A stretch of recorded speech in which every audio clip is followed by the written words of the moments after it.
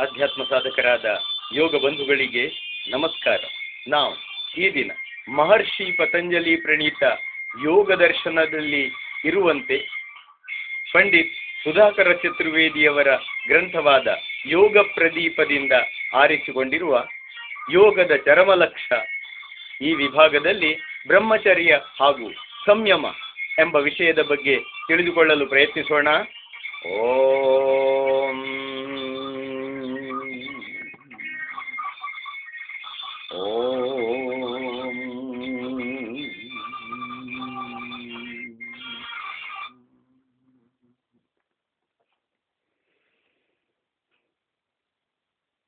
ಯೋಗದ ಚರಮಲಕ್ಷ್ಯ ಬ್ರಹ್ಮಚರ್ಯ ಮತ್ತು ಸಂಯಮ. ಧಾರಣ, ಧ್ಯಾನ ಮತ್ತು ಸಮಾಧಿ ಈ ಮೂರರ ಸಂಗಮವೇ ಸಂಯಮ. ತ್ರಯಮೇಕತ್ರ ಸಂಯಮ. ವಿಭೂತಿ 4. ತ್ರಯಮೇಕತ್ರ ಸಂಯಮ ಎಂಬ ಪಾತಂಜಲ ಸೂತ್ರ ಈ ನಮ್ಮ ಕಥನಕ್ಕೆ ಪ್ರಮಾಣವಾಗಿದೆ. ಇದರರ್ಥ ಪ್ರತ್ಯಕ್ಷವಾಗಿರುವ ಈ ಜಗತ್ತಿಗೆ ಬೆನ್ನು ತೋರಿಸಬೇಕು ಎಂಬರ್ಥವಲ್ಲ.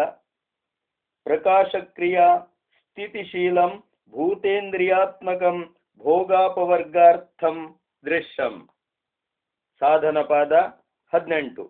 ಸಾತ್ವಿಕ, ರಾಜಸಿಕ ಮತ್ತು ತಾಮಸಿಕ ಗುಣಗಳನ್ನುಳ್ಳ ಪ್ರಕೃತಿಯಿಂದ ಉತ್ಪನ್ನವಾಗಿರುವ ಈ ದೃಶ್ಯಮಾನ ಜಗತ್ತು ಜೀವಾತ್ಮನ ಭೋಗ ಮತ್ತು ಮೋಕ್ಷ ಇವೆರಡರ ಸಲುವಾಗಿಯೇ ಇದೆ ಎಂದಿದ್ದಾರೆ. ಇದರಿಂದ ಮಹರ್ಷಿ ಪತಂಜಲಿ ಈ ಜಗತ್ತಿನ ಇರುವಿಕೆಯನ್ನೇ ತೊಡೆದು ಹಾಕುತ್ತಿಲ್ಲ, ನಿರರ್ಥಕವೆಂದು ಹೇಳುತ್ತಿಲ್ಲ ಎನ್ನುವುದು ಹಗಲು ಬೆಳಕಿನಷ್ಟೇ ಸ್ಪಷ್ಟವಾಗಿದೆ. ಹೀಗೆಂದ ಮೇಲೆ ನಾವು ಕಾತೆ ಕಾಂತ ಕಸ್ತೆ ಪುತ್ರ ಸಂಸಾರೋಯಂ ಪರಮ ವಿಚಿತ್ರ. ನಿನ್ನ ಪತ್ನಿ ಯಾರು, ನಿನ್ನ ಮಗನಾರು, ಈ ಜಗತ್ತು ಅತ್ಯಂತ ವಿಚಿತ್ರವಾದುದು ಎಂಬ ವೇದಾಂತ ಪತಂಜಲಿಗಳಿಗೆ ಸರ್ವತಾ ಒಪ್ಪಲಾಗದ ಮಾತಾಗಿದೆ. ಹಾಗಾದರೆ ಮುಂದೇನು? ಋಗ್ವೇದ ಹೇಳುತ್ತಲಿದೆ, ಏಹಿ ಮನುರ್ದೇವ ಯುರ್ಯಜ್ಞ ಕಾಮೋರಂ ಕೃತ್ಯ ತಮಸಿ ಕ್ಷೇಷ್ಯಗ್ನೇ ಸುಗಾನ್ ಪಥಃ ಕೃಣುಹಿ ದೇವಯಾನಾನ್ ವಹ ಹವ್ಯಾನಿ ಸುಮನಸ್ಯ ಮಾನಃ. ಋಗ್ವೇದ 10:51-5. ದೇಹದ ಅಂಗೋಪಾಂಗಗಳೆಲ್ಲವನ್ನು ಕಾರ್ಯ ಸಂಚಾಲನಕ್ಕೆ ಹಚ್ಚುವ ಶರೀರಾಗ್ರಣಿ ಜೀವಾತ್ಮನ್ ಬಾಹ್ಯಾಲಂಕಾರ ಮಾಡಿಕೊಂಡು ಆ ಬಾಹ್ಯ ಶೃಂಗಾರವೇ ಅರಂ ಸಾಕು ಎಂದುಕೊಂಡು ಅಜ್ಞಾನದ ಅಂಧಕಾರದಲ್ಲಿ ಜೀವಿಸಿಕೊಂಡಿದ್ದೀಯಲ್ಲ. ಇನ್ನಾದರೂ ಎದ್ದು ಬಾ. ಮನನಶೀಲನು, ದಿವ್ಯಗುಣ ಸಂಪನ್ನ, ಪ್ರಕಾಶಮಯ, ಸರ್ವಪ್ರದ ಪರಮೇಶ್ವರನನ್ನು ಸಾಕ್ಷಾತ್ಕರಿಸಿಕೊಳ್ಳುವವನು, ಒಳಿತೆಲ್ಲದರ ಬೆಳವಣಿಗೆಯಲ್ಲಿ ಆಸಕ್ತನೂ ಆಗಿ ಬಳಿಸಾರು. ಉದಾರಾಶಯರು, ಸತ್ಯವಿದ್ಯಾ ವಿಶಾರದರು ಭಗವಂತನ ಬಳಿಗೆ ನಿನ್ನನ್ನು ಒಯ್ಯುವಂತಹದು ಆದ ಮಾರ್ಗಗಳನ್ನು ಸುಗಮವಾದುದನ್ನಾಗಿ ಮಾಡು. ಸದಾ ಸರ್ವದಾ ಸರ್ವತ್ರ ಶುಭ ಚಿಂತನ, ಶುಭ ಧ್ಯಾನ, ಶುಭ ವಿವೇಚನ, ಶುಭ ವಿಶ್ಲೇಷಣೆಗಳಿಗೆ ಮೀಸಲಿಟ್ಟ ಮನಸ್ಸುಳ್ಳವನಾಗಿ ಶುಭ್ರ ಆದಾನ ಶುಭ ಪ್ರದಾನಗಳ ಸತ್ವಯುಕ್ತ ಸಾತ್ವಿಕ ವ್ಯವಹಾರಗಳನ್ನು ಬಾಳಿನ ತುಂಬಾ ಬೆಳಗಿಸುತ್ತಾ ನಿರ್ವಹಿಸುತ್ತಾ ಮುಂದೆ ನಡೆ. ಹೌದೌದು, ಮುಂದಕ್ಕೆಯೇ ನಡೆಯುತ್ತಾ ಹೋಗು. ಈ ಮಂತ್ರದ ಮೇಲೆ ಟೀಕೆ ಟಿಪ್ಪಣಿ ಏಕೆ? ಭೌತಿಕ ಜಗತ್ತು ಕೊಡಬೇಕಾದುದನ್ನೆಲ್ಲ ಕೊಡುತ್ತಿದೆ. ಆದರೆ ಈ ಭೌತಿಕ ಜಗತ್ತಿನ ಸುಖ ಭೋಗಗಳೇ ಜೀವನದ ಪರಮ ಲಕ್ಷ್ಯವೆಂದು ತಿಳಿದು ಅಜ್ಞಾನದ ಮಬ್ಬಿನಲ್ಲಿ ಮುಗ್ಗರಿಸಬಾರದು. ಮತ್ತು ಈಶಾವಾಸ್ಯಮಿದಂ ಸರ್ವಂ ಯತ್ಕಿಂಚ ಜಗತ್ಯಾಂ ಜಗತ್ ತೇನ ಇತ್ಯಕ್ತೆ ಭುಂಜಿಧಾಃ ಮಾಗೃಧಃ ಕಸ್ಯ ಸ್ವಿಧನಂ. ಈಶಾವಾಸ್ಯಮಿದಂ ಸರ್ವಂ ಯತ್ಕಿಂಚ ಜಗತ್ಯಾಂ ಜಗತ್ ತೇನ ತ್ಯಕ್ತೇನ ಭುಂಜಿಧಾಃ ಮಾಗೃಧಃ ಕಸ್ಯ ಸ್ವಿಧನಂ. ಯಜುರ್ವೇದ 41. ಈ ಜಗತ್ತಿನಲ್ಲಿ ಯಾವ ಯಾವ ಲೋಕಗಳಿವೆಯೋ ಇವೆಲ್ಲವೂ ಕೂಡ ಜಗತ್ಪಾಲಕನಾದ ಪರಮಾತ್ಮನಿಂದ ಆಚ್ಛಾದಿತವಾಗಿದೆ, ವ್ಯಾಪ್ತವಾಗಿದೆ. ಆ ಭಗವಂತನ ಕೊಡುಗೆಗಳಾದ ಯಾವ ಯಾವ ಭೋಗವಿದೆಯೋ ತ್ಯಾಗಮಯ ಭಾವನೆಯಿಂದ ಅನುಭವಿಸಬೇಕು. ದುರಾಸೆ ಪಡಬೇಡ, ಲೋಭಿಯಾಗಬೇಡ. ಈ ಐಶ್ವರ್ಯ ಯಾರದು?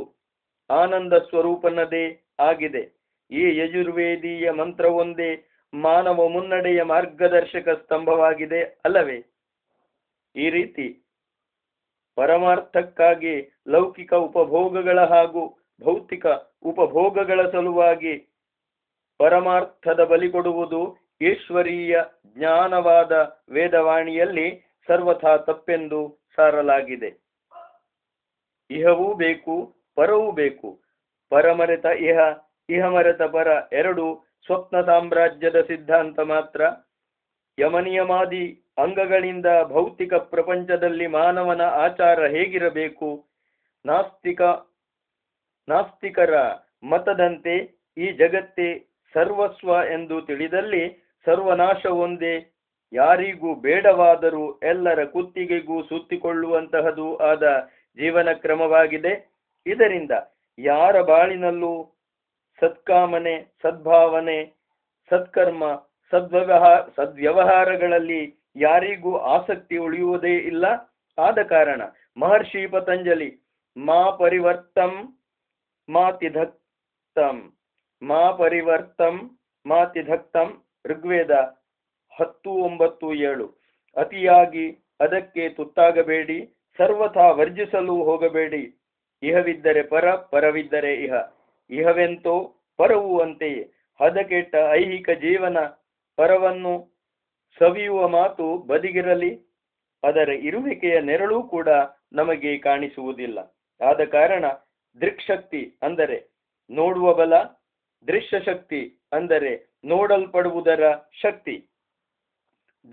ದೃಕ್ಶಕ್ತಿ, ದೃಶ್ಯಶಕ್ತಿ ಇವೆರಡನ್ನು ತೂಗಿ ನೋಡಬೇಕಾಗಿದೆ. ಅದಕ್ಕಾಗಿ ಸಂಯಮ ಎಂಬ ತತ್ವವನ್ನು ಪತಂಜಲಿ ಒತ್ತಿ ಒತ್ತಿ ಹೇಳುತ್ತಾರೆ. ದೃಕ್ಶಕ್ತಿ ಎಂದರೇನು? ದೃಶ್ಯಶಕ್ತಿ ಎಂದರೇನು? ದೃಕ್ಶಕ್ತಿ ಎಂದರೆ ನಡೆಯುವ ಘಟನೆಗಳನ್ನು ನೋಡುವ ಅಥವಾ ಗ್ರಹಿಸುವ ಚೇತನ ಭಾವ, ಅಂದರೆ ನೋಡುವ ಬಲ.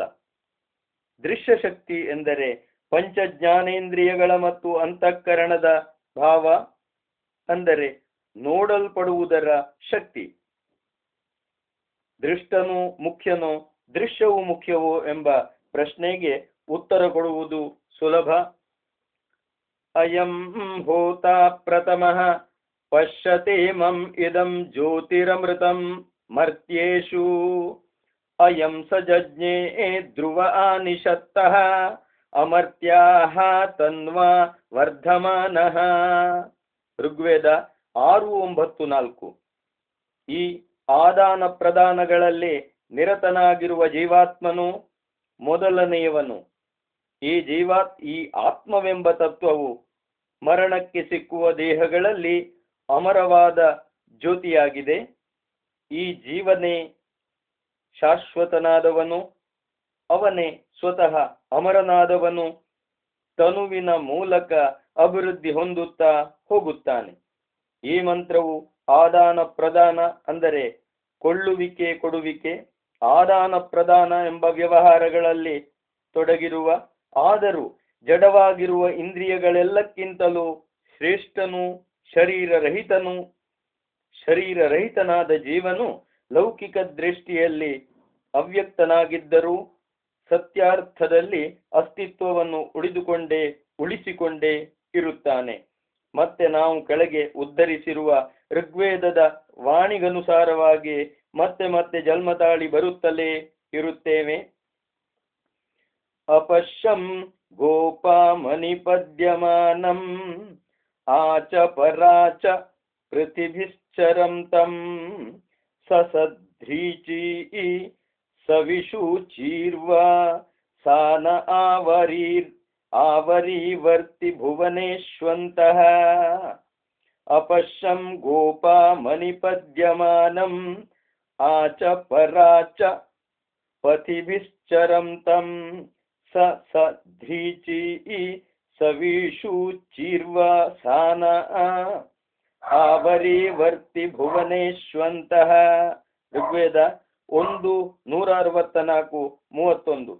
ನಾನು ಎಂದೆಂದಿಗೂ ಸಾವಿಗೆ ಸಿಕ್ಕದ ಜ್ಞಾನೇಂದ್ರಿಯ ಕರ್ಮೇಂದ್ರಿಯ ಅಂತಃಕರಣಗಳ ರಕ್ಷಕನೂ ಸ್ವಾಮಿಯೂ ಆದ, ಬೇರೆ ಬೇರೆ ಮಾರ್ಗಗಳಿಂದ ಬರುತ್ತಾ ಇರುವ ಮತ್ತು ಹಾಗೆಯೇ ಬೇರೆಡೆಗೆ ಹೋಗುತ್ತಿರುವ ಜೀವಾತ್ಮನನ್ನು ಜ್ಞಾನನೇತ್ರದಿಂದ ನೋಡುತ್ತಿದ್ದೇನೆ.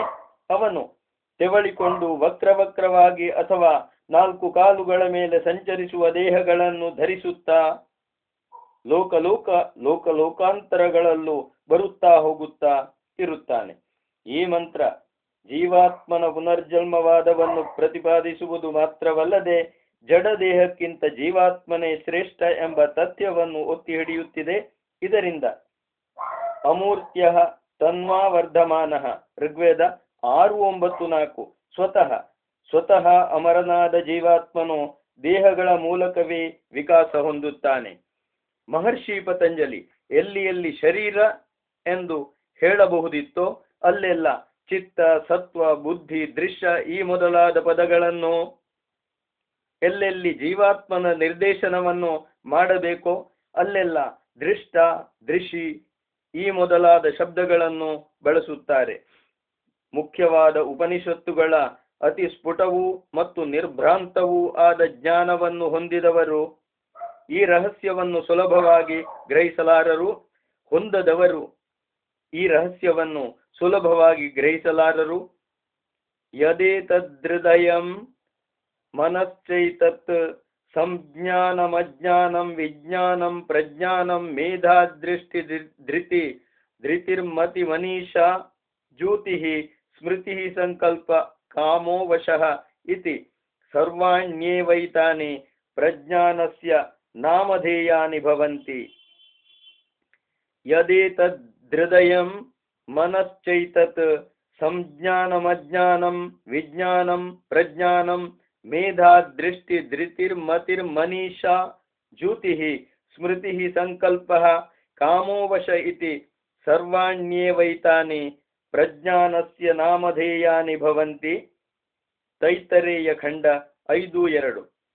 ಹೃದಯ, ಮನಸ್ಸು, ಸಂಜ್ಞಾನ, ಅಜ್ಞಾನ, ವಿಜ್ಞಾನ, ಪ್ರಜ್ಞಾನ, ಮೇಧಾ, ದೃಷ್ಟಿ, ಧೃತಿ, ಮತಿ, ಮನೀಷಾ, ಜ್ಯೋತಿ, ಸ್ಮೃತಿ, ಸಂಕಲ್ಪ, ಕ್ರತು, ಅಸು, ಕಾಮ, ವಶ ಈ ಎಲ್ಲವೂ ಕೂಡ ಪ್ರಜ್ಞಾನದ ಬೇರೆ ಬೇರೆ ಹೆಸರುಗಳೇ ಆಗಿವೆ. ಇಷ್ಟು ವಿವೇಚನಾನಂತರ ಆತ್ಮನ ಸಲುವಾಗಿ ದೇಹವಿದೆಯೇ ಹೊರತು ದೇಹದ ಸಲುವಾಗಿ ಆತ್ಮನಿಲ್ಲ ಎಂಬ ಮೂಲಭೂತ ತತ್ವವನ್ನು ಗ್ರಹಿಸಿದಾಗಲೇ ಅವನು ನಿಜವಾಗಿ ಮಾನವನೆನಿಸಿಕೊಳ್ಳಬಲ್ಲನು. ಈ ಮಾತುಗಳಿಂದ ಸಂಯಮದ ಅವಶ್ಯಕತೆ ಎಷ್ಟು ಹೆಚ್ಚು ಎಂಬುದು ಸ್ಪಷ್ಟವಾಗುತ್ತದೆ. ಮಾನವೇತರ ದೇಹಧಾರಿ ಜೀವಾತ್ಮರುಗಳಿಗೆ ಲಭಿಸದ ಒಂದು ವಿಶಿಷ್ಟ ಶಕ್ತಿ ಮಾನವನಿಗೆ ಸಿಕ್ಕಿದೆ.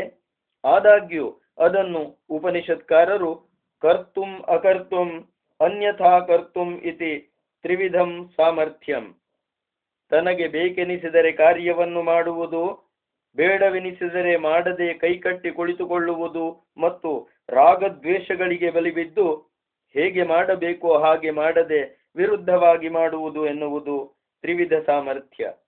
ಆಂಗ್ಲ ಭಾಷೆಯಲ್ಲಿ eternal vigilance is the price of liberty. ನಿರಂತರ ಜಾಗರೂಕತೆಯೇ ಸ್ವಾತಂತ್ರ್ಯಕ್ಕೆ ತೆರಬೇಕಾದ ಬೆಲೆ. ನಿರಂತರ ಜಾಗರೂಕತೆಯೇ ಸ್ವಾತಂತ್ರ್ಯಕ್ಕೆ ತೆರಬೇಕಾದ ಬೆಲೆ ಎಂಬ ಲೋಕೋಕ್ತಿ ಇದೆ. ಅದರ ಮಹತ್ವ ಸಂಯಮ ಎಂಬ ಒಂದು ಚಿಕ್ಕ ಶಬ್ದದಲ್ಲಿಯೇ ಅಡಗಿದೆ. ಯತ್ ಸಂಯಮೋ ನ ವಿಯಮೋ ಯದ್ವಿಯಮೋ ನೈವ ಸಂಯಮಃ. ಯತ್ ಸಂಯಮೋ ನ ವಿಯವೋ ಯದ್ವಿಯವೋ ನೈವ ಸಂಯಮಃ. ಅಥರ್ವ 4:3-7. ಯತ್ ಸಂಯಮೋ ನ ವಿಯವೋ ಯದ್ವಿಯಮೋ ನೈವ ಸಂಯಮಃ. ಅಥರ್ವ 4:3-7. ಉಚ್ಛೃಂಖಲತೆಯು ಎಂದಿಗೂ ಆತ್ಮನನ್ನು ಹಿಡಿತದಲ್ಲಿ ಇಡಲಾರದು. ಸಂಯಮವು ಅವನನ್ನು ಎಂದಿಗೂ ದಾರಿ ತಪ್ಪಲು ಬಿಡದು.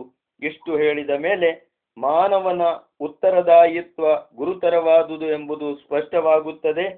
ಇಷ್ಟನ್ನು ಅರಿತ ಮೇಲೆ ಮುಂದಿನದಾದ ವಿಭೂತಿ ಪಾದದ ಬಗ್ಗೆ ತಿಳಿಯೋಣ. ಈಗ ಪುನಃ ಲೋಕೋಕ್ತಿಯ ಬಗ್ಗೆ ತಿಳಿದುಕೊಳ್ಳಲು ಪ್ರಯತ್ನಿಸೋಣ. ಯತ್ ಸಂಯಮೋ ನ ವಿಯವೋ ಯದ್ವಿಯಮೋ ನೈವ ಸಂಯಮ. ಅಥರ್ವವೇದ 4:3-7. ಯೋಗ ಬಂಧುಗಳೇ, ಮುಂದಿನ ಸಂಚಿಕೆಯಲ್ಲಿ ನಾವು